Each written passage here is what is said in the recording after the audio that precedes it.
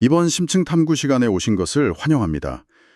청취자님, 만약에 누군가가 단 3개월, 그러니까 1분기라는 짧은 시간 동안 무려 3,700번의 주식 거래를 했다고 하면 믿으시겠습니까? 3,700번이면 그게 주말이랑 공휴일 다 빼면 하루 평균 60번이잖아요. 네, 맞아요. 그러니까 거의 6빈마다 한 번씩 수억 달러가 오가는 거래를 체결했다는 뜻이거든요. 이 엄청난 거래량은 같은 기간에 미국 의회 전체 의원들의 거래량을 전부 합친 것보다도 압도적으로 많습니다. 진짜 어마어마한 규모죠. 네, 그리고 이 비현실적인 금융 데이터의 주인공이 놀랍게도 바로 도널드 트럼프 전 대통령입니다. 사실 숫자의 규모 자체도 되게 놀라운데 그 안에 담긴 어떤 밀도를 생각하면 진짜 비현실적이거든요. 그러니까 기관 투자자들이 뭐 알고리즘 매매 돌리는 게 아닌 이상 한 개인이 물리적으로 소화할 수 있는 영역을 아득히 벗어난 거죠. 맞습니다. 그래서 오늘 우리가 파헤쳐볼 자료가 약간 더 흥미로운 것 같아요. 오늘 살펴볼 내용은 그 마켓비트 채널에서 애널리스트 토머스 휴즈가 분석한 트럼프 전 대통령의 1분기 주식 거래 내역입니다. 네, 아주 흥미로운 분석이었죠. 네, 그러니까 우리의 목표는 단순히 이 3,700번이라는 거대한 숫자에 막 놀라고 끝나는 게 아닙니다. 이 방대한 거래의 바다, 즉 그만의 플레이북 속에 숨겨진 세 가지 핵심 섹터의 트렌드를 낱낱이 해부해 볼 거거든요. 네, 겉으로 보이는 노이즈를 걷어내는 게 중요하니까요. 맞아요. 그래서 청취자님이 당장 내일 주식시장을 보실 때 실제로 참고할 수 있는 어떤 진짜 정보의 뼈대를 발굴해내는 것이죠. 그게 핵심입니다. 표면적인 연막을 걷어내고 그 거대한 자본이 실제로 향하는 거시적인 물줄기를 추적하는 게 오늘 분석의 메인 타겟이 될 겁니다. 네, 좋습니다. 근데 본격적인 이야기에 앞서서 청취자님께 꼭 짚고 넘어가야 할 부분이 하나 있어요. 도널드 트럼프라는 이름이 딱 등장하는 순간 사실 보통은 정치적인 호불호나 어떤 특정 스탠스부터 떠오르게 되잖아요. 그렇죠. 아무래도 가장 정치적인 인물 중 하나니까요. 네, 하지만 오늘 심층 탐구에서는 좌파냐 우파냐 하는 이런 정치적 입장은 완전히 배제할 겁니다. 우리가 누구를 지지하거나 대변하는 일은 절대 없고요. 오직 팩트만 보는 거죠. 맞습니다. 우리의 유일한 관심사는 원본 자료에 담긴 금융 데이터, 그러니까 이 수억 달러의 거대 자본이 정확히 어디로 그리고 왜 움직였는가 하는 시장의 냉혹한 사실뿐입니다. 아주 중요한 포인트네요. 네, 자 그럼 첫 번째 의문부터 바로 풀어보죠. 물리적으로 하루 60번의 거래를 그것도 국가를 운영하고 세계 정상들을 만났던 그 바쁜 일정의 전직 대통령이 도대체 어떻게 할 수 있었을까요? 사실 불가능하죠. 그니까요. 마치 초음속 제트기를 직접 조종하면서 동시에 스마트폰으로 막 단타 매매 버튼을 누른다는 것만큼이나 안 맥이거든요. 결론부터 딱 말씀드리면 그가 직접 마우스를 클릭했을 확률은 사실상 제로에 가깝습니다. 아, 대리인이 있다는 거군요. 네, 고위 공직자나 막대한 자산을 가진 정치인들은 보통 이해 충돌을 막기 위해서 백지 신탁, 그러니까 블라인드 트러스트라는 제도를 이용하거든요. 아, 자선을 완전히 남한테 맡겨버리는. 맞아요. 자신의 자산 운용을 제3의 대리인한테 완전히 넘기고 본인은 그 포트폴리오가 어떻게 굴러가는지 말 그대로 눈을 가린 상태를 유지하는 거죠. 그렇구나. 근데 여기서 진짜 주목해야 할 지점은 이 과도한 거래량 자체가 고도의 계산된 전술일 수 있다는 사실입니다. 잠깐만요. 자산 관리자가 따로 있다고 해도 3개월에 3,700번은 여전히 비상식적이지 않나요? 그렇게 보일 수 있죠. 거래를 막 그렇게 너무 자주 하면 수수료나 세금 같은 마찰 비용 때문에 오히려 수익률을 다 갉아먹을 텐데 이게 어떻게 전술이 될 수 있는 거죠? 그게 바로 원본 자료에서 애널리스트 휴즈가 아주 날카롭게 지적하는 부분입니다. 이 수많은 거래 중 상당수는 대중의 이목을 흩뜨리기 위한 일종의 연막일 가능성이 높다는 거죠. 연막이요? 스모크 앤 미러 같은 건가요? 네, 맞습니다. 수만 원짜리부터 막 수십억 원짜리 거래까지 무작위로 섞어서 끊임없이 시장에 노이즈를 던지는 거예요. 아, 시선을 분산시키는 거구나. 그렇죠. 마치 마술사가 오른손을 막 화려하게 흔들어서 관객 시선을 빼앗는 동안에 진짜 중요한 마술은 테이블 밑에 있는 왼손으로 조용히 진행하는 거랑 똑같은 이치입니다. 와, 비주가 확 와닿네요. 그러니까 불필요한 허수 거래를 수천 번 일으켜서 진짜 거대한 자금이 쏠리는 방향을 외부인들이 쉽게 못 알아채게 만드는 겁니다. 아, 숲속에 나무를 숨기는 수준이 아니라 아예 가짜 나무 3,000그루를 막 마구잔으로 심어버려서 진짜 중요한 나무를 못 찾게 만든다는 거네요. 정확합니다. 근데 여기서 청취자님 입장에서 제가 한번 비판적으로 짚어보고 싶은 게 있어요. 공직자 주식거래 규정에 따르면 이 거래 내역들은 발생하고 나서 45일 이내에 신고를 해야 하잖아요. 네, 원래 규정은 그렇죠. 심지어 이 자료는 그 45일 기한조차 훌쩍 넘겨서 엄청 지연 공개되더라고요. 맞아요. 한참 뒤에 나왔죠.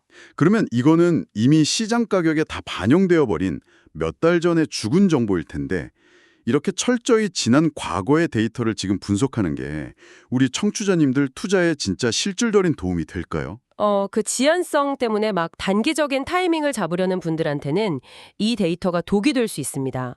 45일 뒤에 정보를 보고 오늘 당장 단타를 칠 수는 없으니까요. 그렇죠. 다 지나간 버스니까. 하지만 우리가 집중해야 할 것은 그런 단기적인 게 아니라 구조적 변화입니다.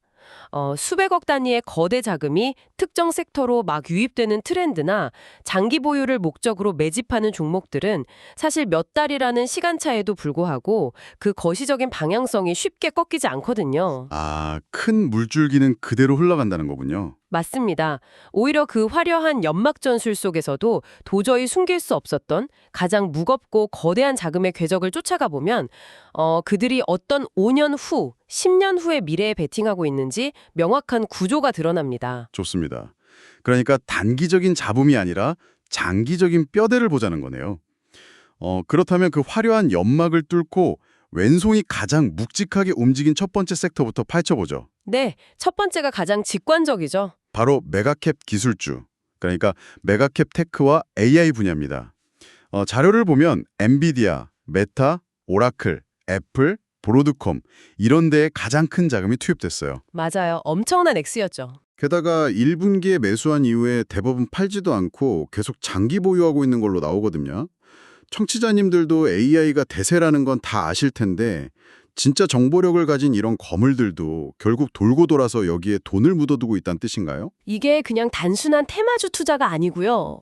새로운 산업혁명의 인프라를 입도선매하는 과정으로 보셔야 합니다. 인프라 입도선매요? 네, 이 섹터에서 우리가 꼭 이해해야 할 핵심 메커니즘이 바로 AI 시장의 긍정적 피드백 루프거든요. 긍정적 피드백 루프요? 그게 정확히 어떤 식으로 돌아가는 건가요? 그러니까 기업들이 브로드컴의 통신칩이나 엔비디아의 GPU를 막 사들여서 거대한 하이퍼스케일러를 구축합니다. 아, 그 엄청나게 방대한 데이터를 처리하는 초대형 데이터 센터 같은 거요? 맞아요. 그 거대한 인프라 위에서 챗GPT 같은 새로운 AI 모델이 막 탄생하는 거죠. 그러면 소비자와 기업들은 이 AI를 업무나 일상에 적용하면서 완전히 새로운 활용 사례를 계속 만들어냅니다. 아, 그럼 당연히 데이터 수요가 폭발하겠네요. 그렇죠. 수요가 폭발하니까 데이터 처리량은 한계에 달하고 결국 기업들은 또다시 새로운 서버랑 하드웨어를 막 미친 듯이 사들여야 하는 겁니다. 무한히 스스로를 팽창시키는 엔진이 멈추지 않고 계속 돌아가는 구조인 거죠. 와, 이거 듣다 보니까 과거 캘리포니아 골드러시 때의 비유가 딱 떠오르네요. 아주 적절한 비유죠. 금맥을 찾으려고 불확실한 도박을 한 광부들보다 그 사람들한테 무조건 곡괭이랑 청바지를 팔았던 사람들이 진짜 부자가 됐잖아요. 정확합니다. 지금 리스트를 보면 어떤 AI 서비스가 최종적으로 소비자들한테 대박을 칠지 막 도박을 하는 게 아니네요. 누구나 이 AI라는 금을 캐기 위해서 반드시 거쳐야만 하는 필수 통로, 즉 디지털 곡괭이와 삽을 독점하고 있는 인프라 기업들을 통째로 사들였다는 게 눈에 띕니다. 진짜 핵심을 정확히 짚으셨어요. 그 곡괭이와 삽의 독점력을 가장 잘 보여주는 기업이 바로 이 리스트에 포함되어 있거든요. 오, 어딘가요? 애널리스트 휴즈가 이 수많은 메가캡 기술주 중에서도 지금 당장 가장 주목해야 할 구체적인 타겟으로 하나를 꼽았는데 흥미롭게도 엔비디아나 애플이 아니라 오라클이었습니다. 네, 오라클이요? 솔직히 요즘 AI 하면 보통 엔비디아나 마이크로소프트를 제일 먼저 떠올리지 않습니까? 다들 그렇게 생각하죠. 오라클은 뭔가 약간 과거의 데이터베이스나 관리하던 좀 오래된 기업이란 이미지가 강한데 콕 집어서 오라클을 선택한 이유가 뭡니까? 바로 그 지점이 오라클의 주가가 저평가되어 있던 이유입니다. 자료에서는 이걸 사스의 종말이라고 표현하거든요. 사스요? 소프트웨어 애주어 서비스, 그 구덕형 모델 말하는 건가요? 맞습니다. 과거처럼 소프트웨어 패키지를 한번 팔고 마는 게 아니라 매달 클라우드 구독료를 받는 모델이 한때 엄청나게 각광받았잖아요. 네, 한참 붐이었죠. 하지만 금리가 오르고 시장 환경이 반하면서 이 낡은 사스 기업들의 주가가 완전히 크게 무너졌습니다. 오라클도 그 폭풍을 피해갈 수는 없었고요.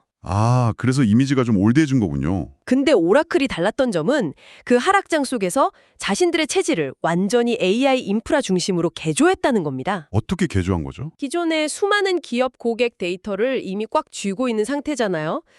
이제는 그 고객들한테 AI 모델을 훈련시킬 수 있는 강력한 클라우드 인프라를 직접 제공하기 시작한 거예요. 아, 겉보기에는 과거의 낡은 거함인 줄 알았는데 속으로는 최신식 원자력 엔진으로 몰래 교체하고 있었다는 거네요. 진짜 완벽한 비유입니다. 게다가 투자 타이밍 측면에서도 되게 중요한 포인트가 있어요. 타이밍이요? 네, 휴즈의 분석에 따르면 오라클은 지금 막대한 인프라 투자를 거의 끝내고 본격적으로 수익을 거두기 시작하는 중간 주기, 즉 미드 사이클에 진입해 있습니다. 오, 그럼 돈을 쓸어 담을 일만 남았다는 건가요? 그렇죠. 당장 2주에서 4주 후로 예정된 실적 발표가 시장 전체의 시선을 집중시키는 거대한 촉매제가 될 거라는 전망입니다. 와, 이미 AI 프리미엄이 꽉 찬 주식들보다 이렇게 체질 개선을 끝내고 실적으로 딱 폭발하기 직전인 턴어라운드 기업에 주목하라는 아주 실질적인 통찰이네요. 맞습니다. 마치 AI 고속도로 한복판에 새로 톨게이트를 세우고 있는 기업을 남들보다 먼저 선점한 셈이죠. 아주 직관적이네요. 거대한 패러다임 변화에 맞물린 인프라 투자는 어떻게 보면 합리적인 상식의 영역이잖아요. 그런데 두 번째로 많은 자금이 쏠린 섹터를 보면 이 상식이 완전히 무너집니다. 네, 이 두 번째 섹터가 진짜 기가 막히죠. 겉으로 대중한테 외치는 메시지랑 실제 지갑을 열어서 돈을 쏟아붓는 곳이 완벽하게 모순되는 되게 기이한 현상이 나타나거든요. 바로 미디어 섹터입니다. 사실 이 미디어 섹터야말로 대중의 감정하고는 철저하게 분리된 아주 냉혹한 자본의 속성을 가장 적나라하게 보여주는 곳이라고 할 수 있습니다. 일단 사실관계를 좀 먼저 정리해보죠. 트럼프는 대중 앞에서는 항상 워너브러더스나 디즈니 같은 레거시 미디어들이 되게 낡고 편향되었다고 막 강하게 비판해 왔잖아요. 네, 항상 공개적으로 공격했었죠. 그리고 그 대안으로 자신의 이름을 딴 도널드 트럼프 미디어를 상장시키면서 뭐 새로운 유수 생태계를 만들겠다고 선언했단 말이죠.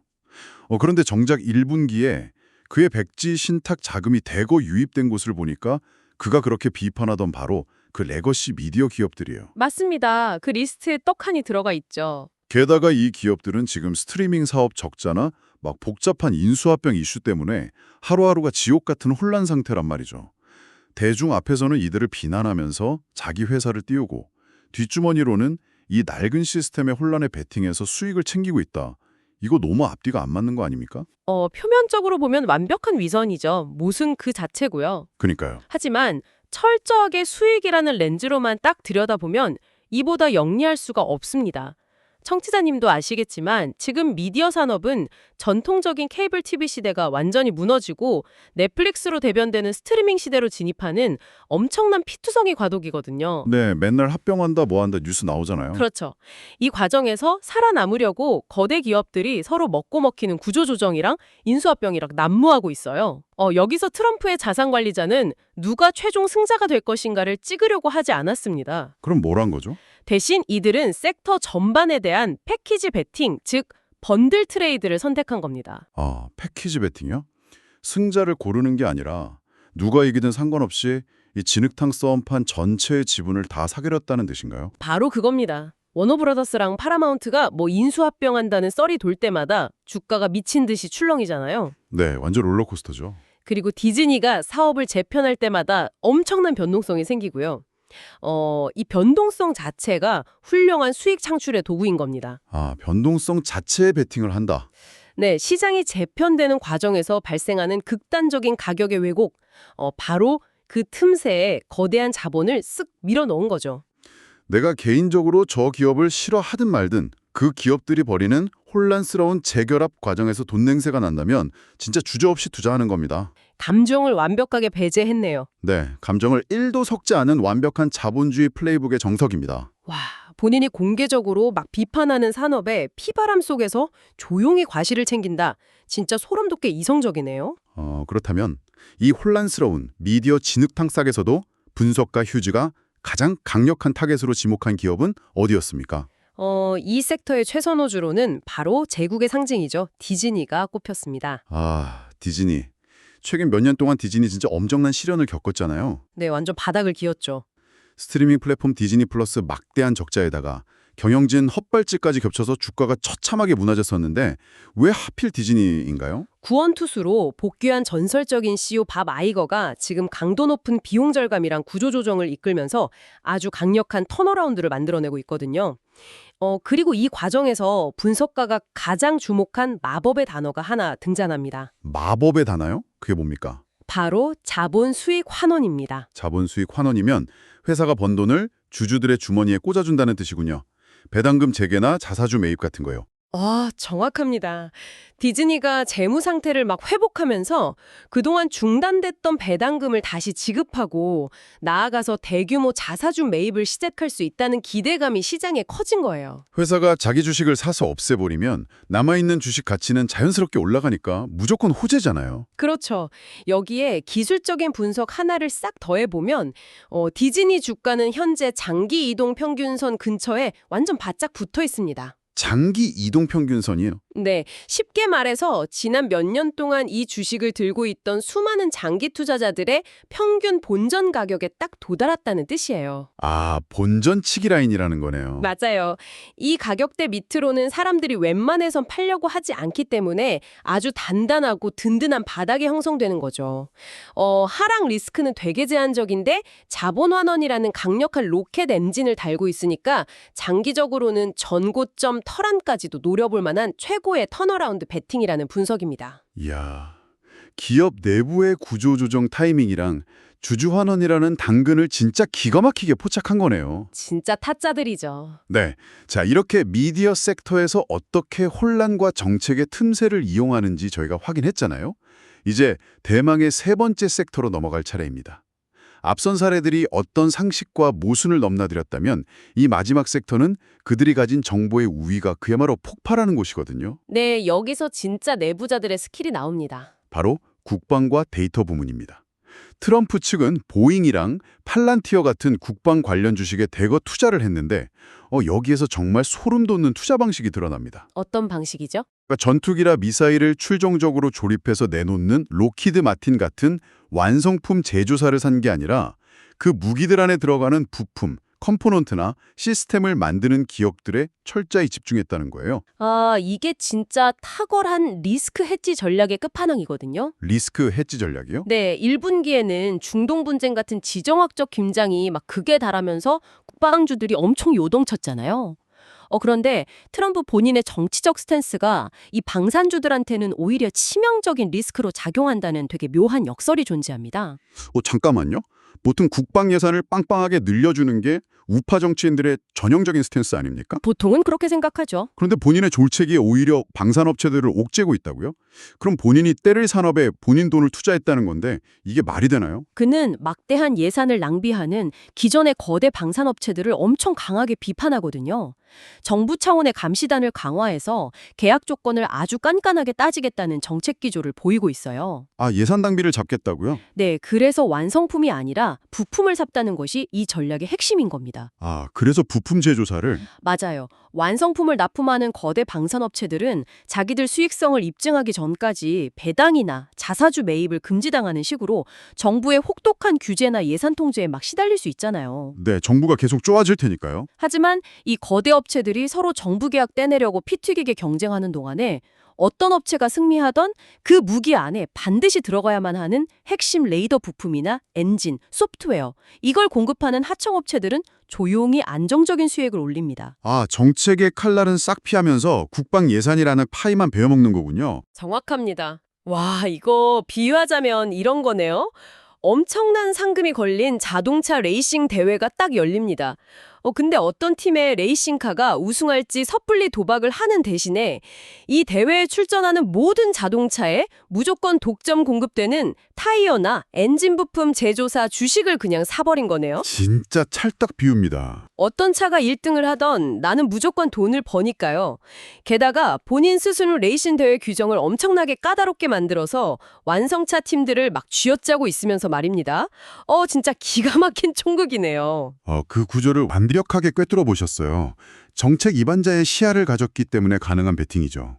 이 전략을 가장 잘 보여주는 타겟 기업이 바로 팔란티어와 보잉입니다. 보잉이요. 보잉은 사실 최근 몇 년 동안 그 끝없는 안전사고 이슈 때문에 도저히 좋은 뉴스를 찾기 힘든 좀 골칫덩이 기업 아니었나요? 네, 이미지 진짜 안 좋았죠. 왜 굳이 보잉을 선택했을까요? 이건 거시적인 정치 외교의 흐름을 딱 읽은 겁니다. 보잉은 그동안 중국과의 외교적 마찰 때문에 중국 시장에서 사실상 비행기를 팔지 못하고 철저히 배제되어 있었거든요. 아, 중국끼리 막혀 있었죠. 네, 그런데 봄철에 있었던 양국 정상회담 즈음에서 중국이 마침내 보잉 항공기 구매를 재개하기로 결정했다는 거대한 소식이 들려왔어요. 와, 그건 엄청난 호재네요. 수년간 꽉 막혀있던 거대한 동맥이 확 뚫린 것과 같죠. 워낙 악재로 주가가 오랫동안 짓눌려 있었기 때문에 이 외교적 해빙 무드가 가져올 실적 개선의 폭발력이 어마어마할 거라고 본 겁니다. 그렇군요. 그리고 또 하나의 거대한 이름, 바로 팔란티어가 남았습니다. 이 회사는 사실 미사일이나 뭐 장갑차를 만드는 곳이 아닌데 왜 굳이 국방 섹터의 핵심으로 꼽힌 거죠? 팔란티어는 현대전의 룰을 완전히 바꿔놓고 있는 데이터 마이닝 소프트웨어의 절대 강자거든요. 데이터 마이닝이요? 네. 현대의 전쟁은 이제 총욱이나 폭탄으로만 하지 않잖아요. 위성사진, 적군의 통신 감청 데이터, 뭐 아군 보급품 위치, 지형 정보, 이런 매초 쏟아지는 수백만 개의 파편화된 정보를 실시간으로 다 분석해야 합니다. 아, 전장의 모든 데이터를 처리하는 거군요. 맞아요. 팔란티어 소프트웨어는 이 산더미 같은 정보 속에서 딱 이런 걸 뽑아내요. 지금 저기 산등성이 뒤로 적의 전차 부대가 이동할 확률이 90%다라는 식으로요. 당장 작전에 사용할 수 있는 살아있는 통찰을 지휘관 모니터에 바로 띄워주는 겁니다. 와, 이거 무슨 영화 마이너리티 리포트 같은 일이 실제로 벌어지고 있는 거네요. 네, 진짜 현실입니다. 미국 정부와 국방부는 이미 팔란티어의 이 생태계에 너무 깊숙이 종속되어 있어서 다른 시스템으로 갈아타는 게 거의 불가능에 가까워요. 대체 불가능하다는 거군요. 그렇죠. 트럼프의 백지 신탁 자금이 이 주식을 대거 매수했다는 건 향후 미국 정부의 데이터 소프트웨어 의존도가 우리가 상상하는 것 이상으로 훨씬 더 폭발적으로 증가할 거라는 걸 가장 깊숙한 내부자의 시선으로 확인해주는 강력한 시그널인 거죠. 자, 이제 흩어져 있던 퍼즐 조각들이 하나의 거대한 그림으로 딱 맞춰지는 느낌입니다. 처음에는 단 3개월 만에 3,700번의 주식을 사고 팔았다는 사실이 그냥 무슨 미친 짓이거나 혼란스러운 잡음처럼 보였잖아요. 네, 처음엔 다들 그렇게 생각했죠. 하지만 그 두터운 연막을 딱 걷어내고 보니까 우리는 아주 정교한 3가지 핵심 플레이북을 건져낼 수 있었습니다. 첫째, 폭발하는 AI 모델을 감당하기 위해 필수적으로 구축해야 하는 하이퍼스케일러와 기술 인프라의 부활, 즉 오라클이죠. 네, 인프라 선점이 가장 중요하니까요. 둘째, 표면적인 비난과는 별개로 시장 재편기의 혼란 속에서 자본 환원과 턴어라운드를 노리는 레거시 미디어, 디즈니였습니다. 감정을 뺀 완벽한 변동성 베팅이죠. 그리고 셋째, 완성품의 정책 리스크를 영리하게 회피하면서 국가 생존의 필수 데이터망을 선점하는 국방 전략, 팔란티어와 보잉이었습니다. 완벽한 정리네요. 거기에 하나 더 덧붙이자면 이 세 가지 베팅의 공통점은 철저하게 이념이나 감정을 배제하고 오직 구조적인 수요와 자본의 논리에만 입각했다는 점입니다. 맞아요. 그게 핵심이죠. 시장을 지배하는 거물들은 뉴스의 헤드라인을 따라가는 게 아니라 그 헤드라인이 만들어지기 전에 인프라와 제도를 미리 사들인다는 것을 우리는 오늘 똑똑히 목격한 겁니다. 정말 그렇습니다. 우리 청취자님들은 수백억 달러를 굴리는 펀드도 없고 내 돈을 대신 굴려줄 백지 신탁 관리자를 고용할 필요도 없잖아요. 네, 그럴 필요 전혀 없죠. 하지만 오늘 우리가 함께 추적해본 것처럼 거대한 자본이 만들어내는 거시적인 트렌드의 논리를 읽어낼 수 있다면 어떨까요? 대중에게 공개된 화려한 내러티브 이면에 숨겨진 모순. 그러니까 예를 들어 본인이 맹비난하는 산업의 피바람 속에서 조용히 지분을 모아서 수익을 챙기는 그 서늘한 행태를 파악할 수 있다면요. 그거야말로 진짜 강력한 무기가 되는 겁니다. 맞습니다. 설령 그 정부가 규정에 의해 45일이나 늦게 공개된 지연된 데이터라고 할지라도 그 안에서 여전히 펄떡이는 미래의 투자 아이디어를 충분히 발굴해낼 수 있다는 것을 오늘 함께 확인했습니다. 네, 결국 정보가 쏟아지는 시대일수록 눈앞에 보이는 현상이 아니라 그 뒤에서 보이지 않게 작동하는 톱니바퀴의 메커니즘을 이해하는 사람만이 살아남는다는 교훈을 주네요. 맞습니다. 그래서 오늘 이 심층 탐구를 마치면서 청취자님들께 곰곰이 씹어보실 만한 도발적인 질문을 하나 던지며 마무리하고 싶습니다. 오, 어떤 질문이죠? 관련 규정에 따르면 고위직이나 그 대리인들은 45일 이내에 거래를 신고해야 하잖아요. 하지만 이 시장의 포식자들은 그 규정의 경계를 아주 교묘하게 넘나들면서 대중이 그 사실을 알기 몇 달 전에 이미 가장 유리한 길목에 포지션을 딱 선점하고 우리를 기다리고 있습니다. 이미 게임판을 다 짜놓은 거네요. 그렇다면 우리가 매일 아침 경제 뉴스를 보면서 와, 이게 현재 시장의 핫 이슈야 라고 흥분하면서 믿고 있는 그 가격표와 화려한 내러티브들은 사실 누군가가 이미 몇 달 전에 자신들의 수익을 위해 꼼꼼하게 써놓은 과거의 대본에 불과한 것은 아닐까요? 와, 듣고 보니까 좀 소름 돋네요. 3,700번의 화려하고 혼란스러운 거래량이라는 이 거대한 연막 속에서 그들은 이미 내일 우리가 춤출 무대를 완벽하게 세팅해 놓았을지도 모릅니다. 이 선언한 질문을 머릿속에 꼭 염두에 두시고요. 내일 아침 주식시장의 헤드라인을 다시 한번 천천히 그리고 되게 비판적으로 읽어보시길 바랍니다. 장담컨대 이전과는 완전히 다른 행간의 의미가 보이실 겁니다. 오늘 준비한 내용은 여기까지입니다. 긴 시간 함께해 주신 청취자 여러분 진심으로 감사합니다.